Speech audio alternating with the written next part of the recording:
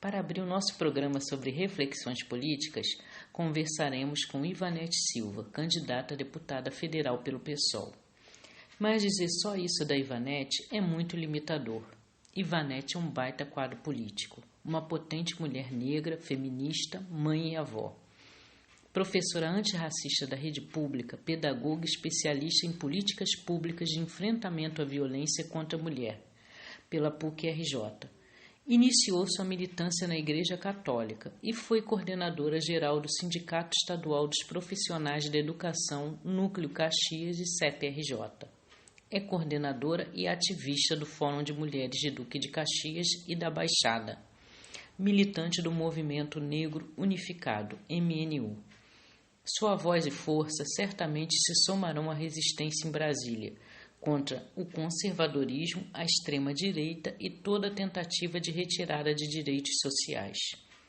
Acompanhe nossos programas e fique por dentro do que acontece. Oi, Ivanete, tudo bem? Tudo bem, Joyce. Conte um pouco dos desafios e obstáculos enfrentados por uma candidata negra em um país machista, homofóbico, racista. Nossa, são intensos esses obstáculos, né? Eles começam antes mesmo da gente se colocar para essa candidatura. A sociedade brasileira é uma sociedade ainda muito colonialista, né? Esse sistema da branquitude, ele não tem uma perspectiva, inclusive, de uma formação política para as mulheres ou para as mulheres negras, muito menos, né? Eu digo assim, essa perspectiva de uma formação porque eu não vejo o processo eleitoral como um espaço único, né? Um determinado período que a gente estaria se colocando na disputa de um cargo político, né? Eu penso que é muito importante ter formação política que nos coloque também em ação fora do processo eleitoral, né? Eu me considero uma militante de um partido que se preocupa com essa questão da formação política, né? Então, o nosso cotidiano sempre foi feito em torno disso. No entanto, mesmo assim, né, existem obstáculos inúmeros. Um deles, por exemplo, eu diria, né, e que não passa só pelo meu partido, mas por muitos, né, seria, inclusive, a questão do fundo eleitoral, tempo de televisão, sabe? Porque ali você vai ter as condições postas para ter uma qualidade, né, um nível de qualidade da disputa eleitoral dentro daquele tempo definido pelo TRE. 45 dias. Né? São 45 dias de uma disputa que é uma disputa política muito intensa, com representações da direita, né, do conservadorismo, muitos candidatos, inclusive, dentro do aparelho público também, né, já parlamentares, que já estão se preparam com antecedência para esse momento. Né? Então, esses obstáculos, que são questões muito concretas do financiamento e do acesso, né, ao tempo de televisão, ele impacta muito, sabe? E óbvio que no tratamento a nós, mulheres negras, a gente sempre fica em segundo plano nessa discussão, por mais que a gente tenha alguma militância ou formação política. Antes de partir para a segunda pergunta, Ivanete, é para a gente explicar assim para todo mundo que não é militante, como você explicaria o que é um sistema de branquitude? Então, é um sistema que não só nos precariza, né, mas nos condiciona também a um lugar de não existência e de não possibilidade de alçar também uma melhor qualidade de vida, uma formação, né, ampla também, não apenas uma formação para o trabalho, como, né, colocado aí, um ensino técnico, né, mas uma condição em que a gente possa ter acesso a todas as políticas públicas, a gente possa ser, né, o que a gente deseja ser na vida. Então, esse sistema ele vai também nos aniquilando, nos tirando também a vontade, o gosto, né? O sonho de poder alçar lugares que essa branquitude ela simplesmente nos limita, ela nos impede. O sistema vai fazendo isso, né? O mais triste disso tudo é que a gente tem também um processo sabe? Que passa também por impactos mentais, impactos psicológicos, né? Principalmente para uma juventude hoje que é muito criminalizada, a juventude negra, né? E isso a gente carrega no nosso corpo. Então, você sair desse patamar de não existência imposto, né, pelo sistema da branquitude é muito doloroso e requer da gente um esforço muito maior, sabe? Então, essas limitações, elas estão incrustadas nessa sociedade, mas a gente precisa romper e ser referência. Eu digo que todas as gerações que vieram, né, antes de mim foram referência para a minha militância e para a minha atuação. Assim como eu pretendo ser, né, dando esse passo, estando também nessa militância cotidiana, também ser referência para outras gerações. O que você classificaria como especial nessas eleições? O que tem assim de singular nessas eleições que ela é diferente, que elas são diferentes das outras que passaram? Então, eu acho que só voltando também a essa condição de mulher negra, né, na eleição, é esse momento, né, que nos convoca, né, a se colocar na disputa, né, de um espaço, de uma cadeira, né, seja no Congresso Nacional ou na Assembleia Legislativa no Rio de Janeiro, ele vem evidenciando mais a presença, né, da negritude, de mulheres negras nesse processo. Né? Então, eu acho que isso é um diferencial. As medidas também que se impuseram, né, até por conta do próprio movimento, o movimento vem fazendo há algum tempo, com relação ao financiamento público também para candidaturas negras, candidaturas de mulheres, é um marco, acho que é um marco na nossa história também, né? Nas eleições até então.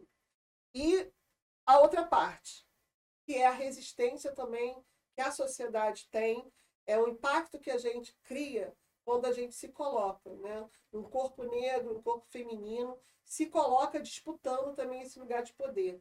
Né? Se, por um lado, a institucionalidade hoje traz um mínimo de condição, né, que apenas pouquíssimos partidos, inclusive, estão garantindo, porque ainda a maioria dos partidos não garantem, sabe, essa verba, né, seja para a negritude ou para a mulher, a gente ainda sofre esse outro impacto de estar fazendo uma disputa eleitoral, tentando fazer, às vezes, uma campanha olho no olho, muito corpo a corpo, né, e ser rejeitado também. Porque o racismo ele ainda está incrustado de tal forma que essa sociedade, né, que foi educada com esse olhar, né, da branquitude, não entende, não aceita, né, ela normatiza, sabe? Como se o lugar do parlamento fosse o lugar de quem tem condição. Mas que condição é essa? Que perfil é esse, né? Ainda é o perfil do homem branco, né? Hétero. Então, eu vejo que essa eleição ela traz isso e muito determinada, inclusive, pelos próprios parlamentares atuais. Né? A gente tem um presidente que é extremamente racista, machista, LGBTfóbico, e ele expressa isso. Quando ele coloca essa posição, ele autoriza, né, essa sociedade, que também é muito conservadora, sabe, a se comportar e a ter atitudes na prática, no dia a dia, de rejeição também às nossas campanhas. Então, eu acho que a gente está passando por um momento, assim, sabe, ele é muito definidor no aspecto que ele evidencia esses conflitos que até então estavam, né, encobertos. A sociedade brasileira é muito tranquila, não tem racismo. Tem sim, e nessa hora a gente está disputando com ele. Qual a importância de se eleger uma bancada progressista nesse momento sombrio da nossa história?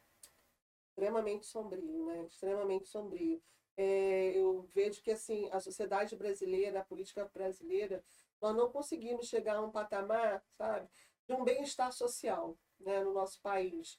Nós sempre fizemos luta, né, nos diversos governos que se sucederam para garantir o mínimo, sabe, de vida digna para o povo, né? Em algum momento lá atrás, há 3 governos atrás, passando inclusive pelo governo Lula, algumas medidas levaram essa sociedade a uma condição melhor de vida. Né? O fato de ter o salário mínimo todo ano atualizado, as políticas sociais, né, o Bolsa Família, a questão da universidade, ter a cota, né, garantida também para a juventude negra, foram elementos, sabe, que de alguma forma iniciaram uma possibilidade de bem-estar, né, ou de condições mais dignas de vida da população brasileira, que naquele momento saiu do mapa da fome.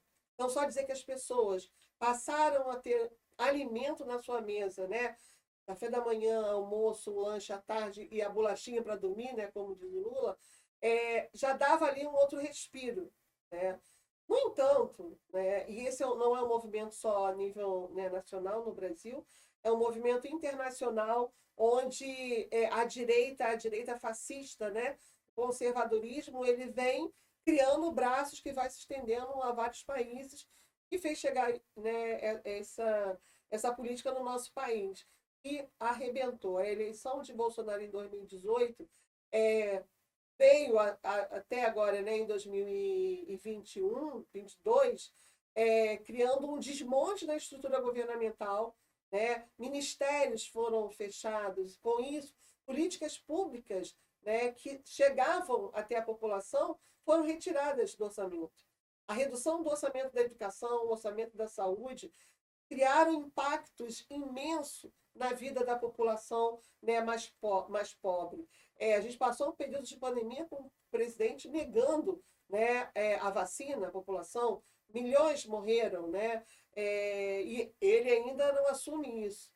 Então, assim, hoje, ter um Congresso, né, ele primeiro eleger um presidente que defenda a população, que defenda que verba pública tem que ser garantia, né, de vida para essa população através de política pública, mas a gente também precisa de um Congresso Nacional, um Senado, né, e as câmaras legislativas com representantes, né, deputados estaduais, federais, senadores, que abracem também esse programa político, tá? Que é um programa que tem que hoje devolver para a população toda essa política pública que foi retirada.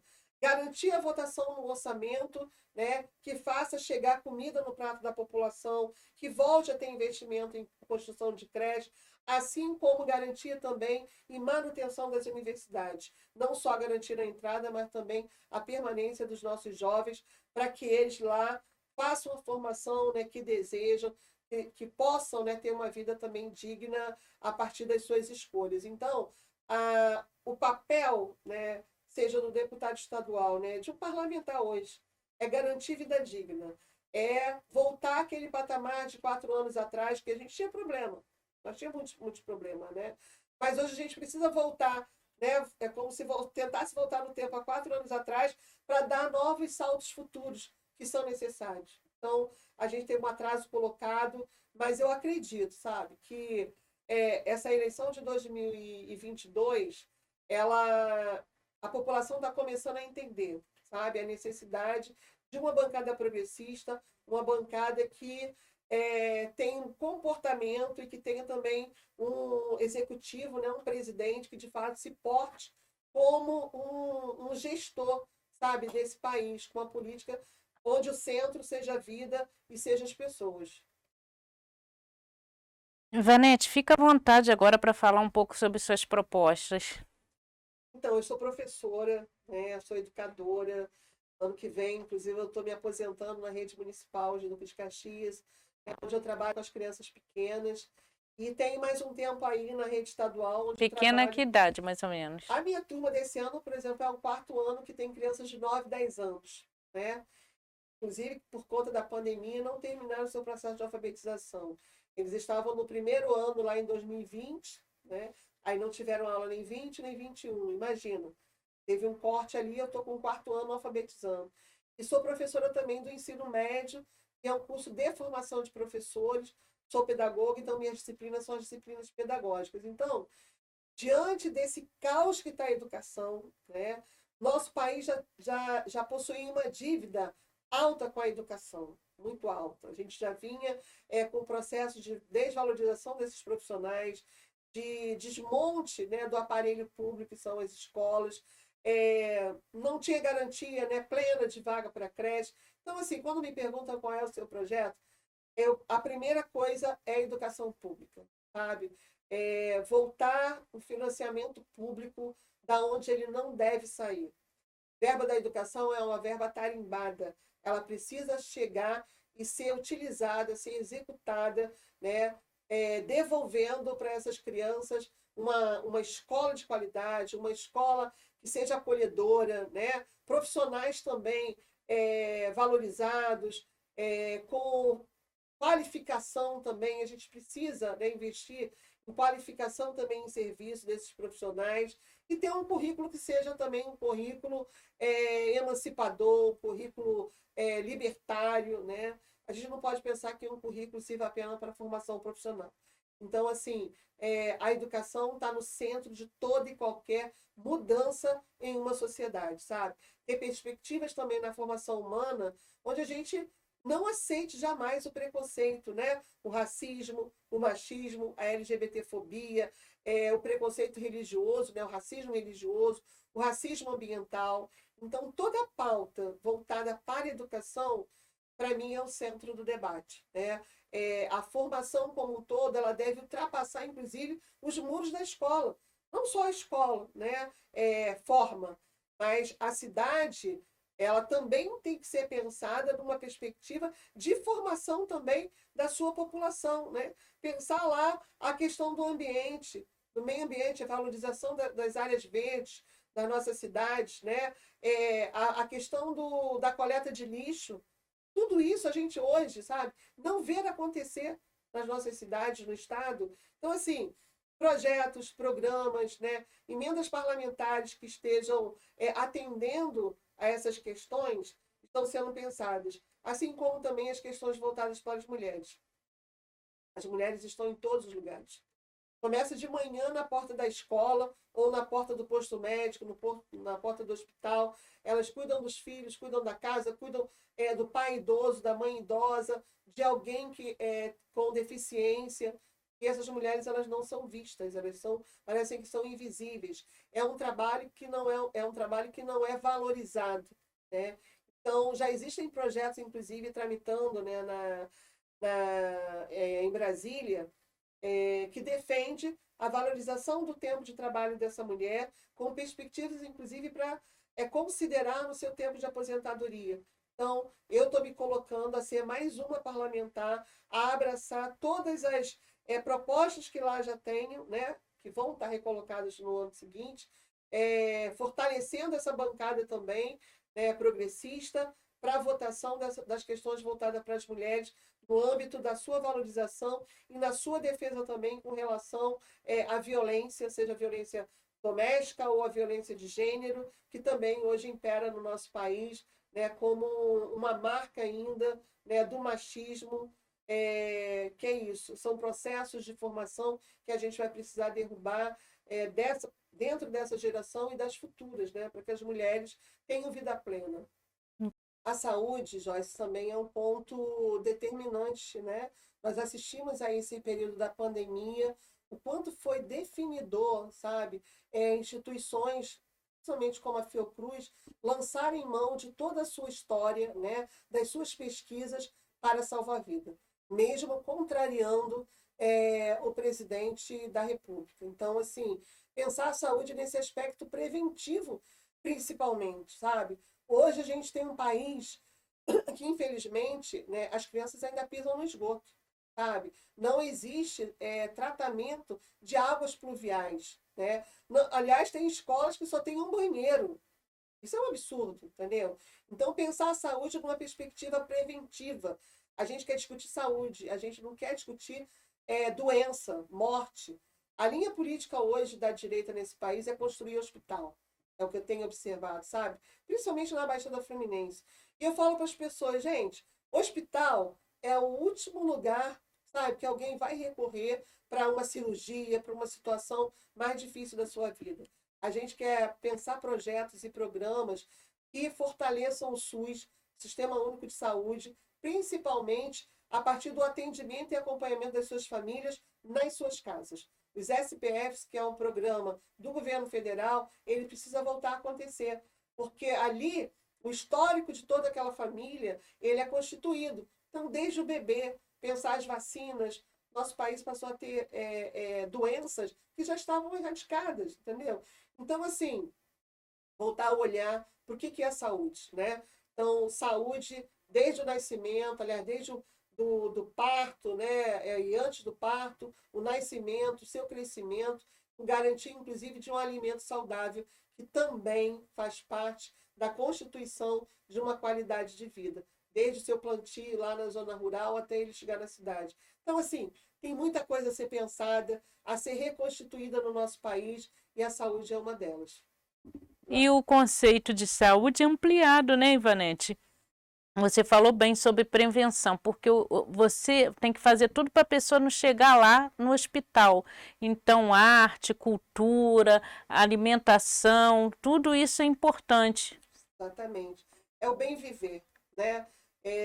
Eu acho que a política, ela tem que ter, sabe, como papel primordial, pensar no bem viver da pessoa, nessa constituição ampla que você bem lembrou, né?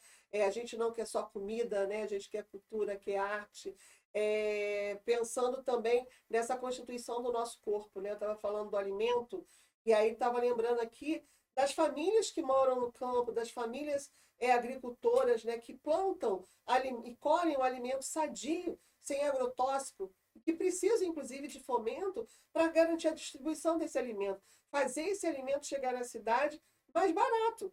Porque os grandes atravessadores, os mercados de grande porte, compram barato e revendem, sabe, em valores muito altos. A população hoje está sofrendo, né, sem ter essa comida de qualidade no prato. Então, a gente precisa de uma bancada, sabe, no Congresso Nacional, um presidente, né, que com certeza Lula estará encabeçando esse processo, e tenha esse olhar, né, o olhar do bem-estar da população, de uma garantia de saúde plena, que pense a sua saúde orgânica, física, mental, né, intelectual, política, né, porque tem a política também do bem viver, e eu acho que essa é a política integral que a gente vai brigar estando lá em Brasília.